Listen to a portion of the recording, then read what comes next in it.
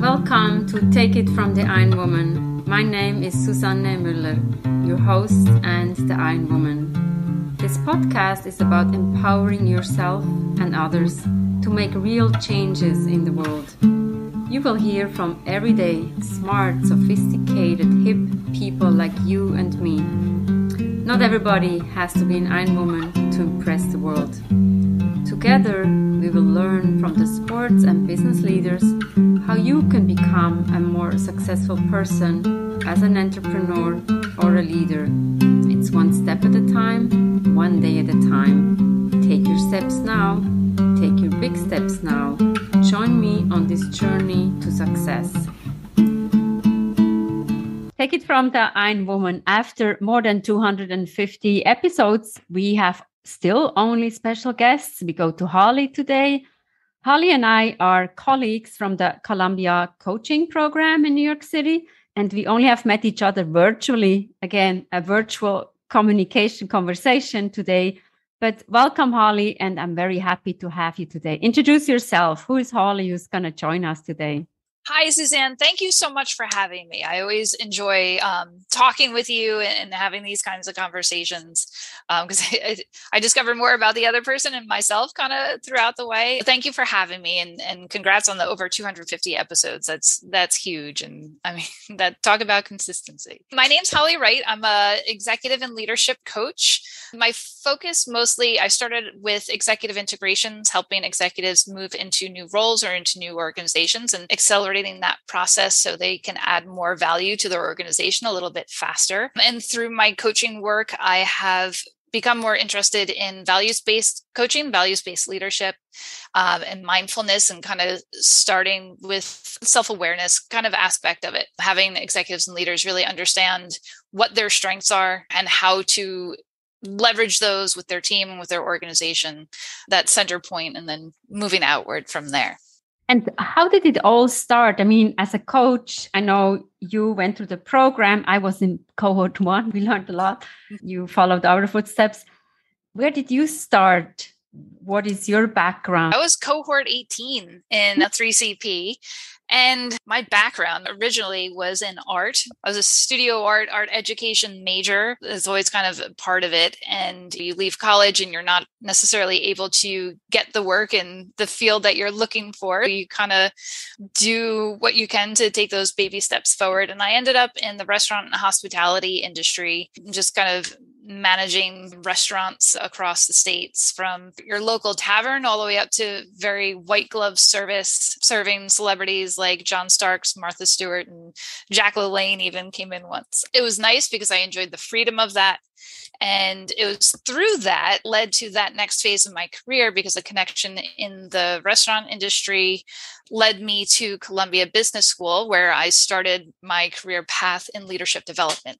And I started off managing programs and working very closely with participants and the faculty. And I became very involved in the content and the whole process, and helping people really enjoy the experience and leave with more than just the content that was delivered and how to implement that afterwards. I became really interested in supporting participants through that journey as much as I could in a very informal way. And then through that interest, I started facilitating small group projects in these programs, working with participants on their strategy projects. And I realized I was lacking a skill.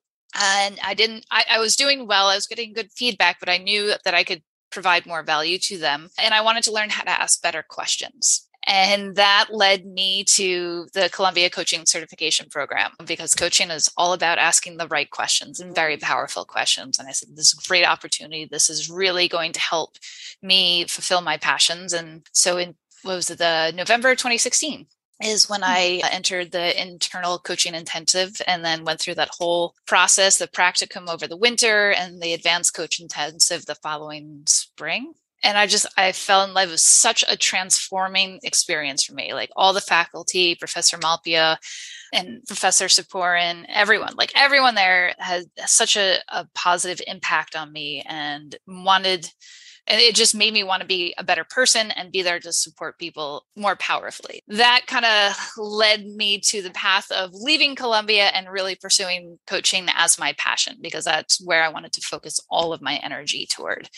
And so in 2018, I just started focusing all my attention toward coaching and started working as a consultant and contract work with other leadership development organizations online. And it's kind of what I do now, like full time, working with leaders across the globe and just having really great conversations with people. Seems like we have something in common. I come from the airline industry. You come from the restaurant industry, right? Mm-hmm. When I look back in my career, I remember once I was then working in human resources and my boss says, "You're too nice to the people." But I think when you come from a service industry, sales, marketing, or restaurant business, it's all about customer service. And working in human resources to me was about customer service. But I guess I took too much time with the employees. But now with the coaching, isn't it about digging deeper and helping the leaders to step up to the next level rather than to be just on the surface? Especially when you talk about mindfulness and value-based leadership. These days with the COVID pandemic, it's not so easy to lead a team through those difficult times. And I always say leadership is very sexy when everything works, when you can travel to Paris, London, Dubai, whatever, or you have offsite meetings in a 5-star resort. But now is the time to step up. What have you seen change in a way from 2016 to now? Gosh, starting at the beginning of the pandemic, like early 2020, it was funny. There was a lot more demand for coaching because I think a lot of organizations realized that we were in a really tight spot and people couldn't go through this alone. Thankfully, a lot of organizations saw the value in coaching and how having just a sounding board could really help these leaders just sort of figure out everything that's going on. And those were some intense conversations. Man, I left some like in tears almost, because people like they for the first time in my coaching, people were really bringing emotions into the conversation, which typically, like when you coach leaders, a lot of it's transactional. It's like, I want this team member to improve their performance, or I want to implement this strategy project, or it's very tactical in that sense. And then everything changed. It's like, I want to be there for my team. I want to help them. I want to support them. The tone of the topics really shifted in 2020. And I think that's transformed a lot of people, because they realize that you can't really separate the task from the person. And it's really now about whole person leadership. And I think a lot of people had found through the hard way, it was like they didn't have a choice, because there was no more separating home and work, because we were all working from home. And we were all stuck at home with our families or roommates or whatever it was. And it just really brought a whole new element into it. I think a lot of leaders have struggled with the transition because it's a whole new element. It's a whole new layer that they had to bring in. A lot of the work that I've done is just a lot of acknowledging and sitting in that moment with people and saying, it's okay, like we'll get through this, and just letting people understand what's actually happening. Because people were in such survival mode and just trying to get through the day that I don't think a lot of people, including myself, we weren't really understanding what was happening inside of us and what we were feeling and what we needed or wanted in that moment. But it kind of just started from there. And now I think a lot of the leaders that I'm working with are realizing that the work they're doing is more people focused than it is task focused. But there's a balance, it kind of shifts, but it's like self-leadership, people leadership, task leadership. But I think before, the people leadership part of that Venn diagram was smaller in their minds, and now it's expanded a bit. We talk about that leaders need to be vulnerable, show emotions, be more mindful. You need to bring your whole self into the coaching session and be vulnerable and open up. And sometimes people ask me, are you a life coach or executive coach? And I'm like, well, I think executives, they also bring in their lives. And especially executives, they don't have a friend anymore in the C-suite. How many colleagues do you have? Everybody is like CFO, CEO, or whatever C-suite. It's lonely at the top. I saw once a T-shirt at Columbia at the store, and it says it's lonely at the top. And I wish I had bought that at that time.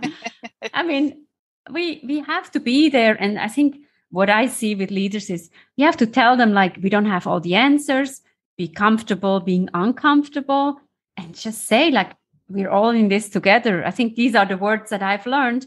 And show the emotions. Everybody has a life. Everybody has a family, or everybody now needs to learn how to work from home. And then you work more. Or what else do you see, like, when working from home? I mean, a lot of, because I've been working from home since 2015 when I had my daughter in 2015.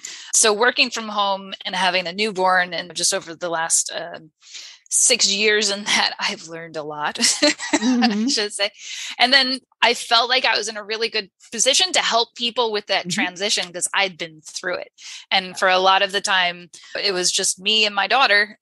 I'm just trying to figure it out while I'm doing all these virtual meetings. I felt their pain, and I felt like I had a little bit more insight to just kind of help provide them. But it's not, you can't separate anything anymore. It's integrated. How do you really create structures around yourself to support what's most important to you? And that kind of ties back to values, because values is our judgment of what is important in life, what's most important to us. What do we want to make sure happens or doesn't happen? A lot of the time, especially like when the first 6 or so months of the pandemic, we were just going through the motions. We were just trying to get through it. And people weren't really stopping and reflecting and just kind of thinking things through, like, what's really important? What do I want to make sure happens?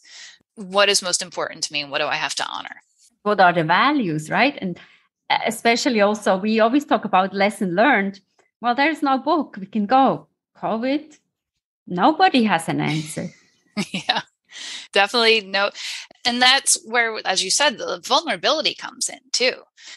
I've worked with a lot of leaders who are transitioning from an independent contributor into that leadership position. And their belief was that they had to have all the answers. They had to know everything.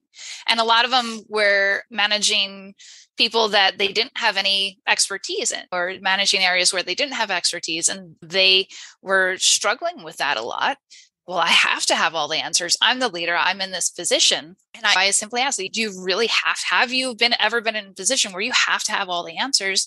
Or is it more of a matter of knowing where to find the answers, or who to call to, or like the people or the things or the resources? And I think that question always helps begin that shift from trying to prove yourself and say, I have to know, and I have to like all these things, and you have to check off all these boxes, rather than using the community around you or your team around you to really help lift everyone up. And you mentioned ask questions. I think people forget to ask questions. And I interviewed once a vice president in a pharmaceutical company, and he says, if people are asking questions, that shouldn't be looked at as a weakness. It's actually a strength that you dare to ask the question and say, hey, can I run an idea by you? Or can I use you as my accountability partner, as my sounding board? I think people forget we're all people, and we don't have all the answers. Yeah. As a coach, do we have all the answers? I don't think so. Definitely not. No. Thanks, Suzanne. Thank you. Always nice to talk to a fellow coach. We can always learn from each other. Everybody has a different style. It's not one size fits all. Everybody is a little different. Every coach has to be also a little different. Take it from the Iron Woman. We have episodes every Monday, every Wednesday. Don't miss out. There's something for everybody. And download or buy the book, Take It from the Iron Woman, Global Business Coaching with Sports Parallels.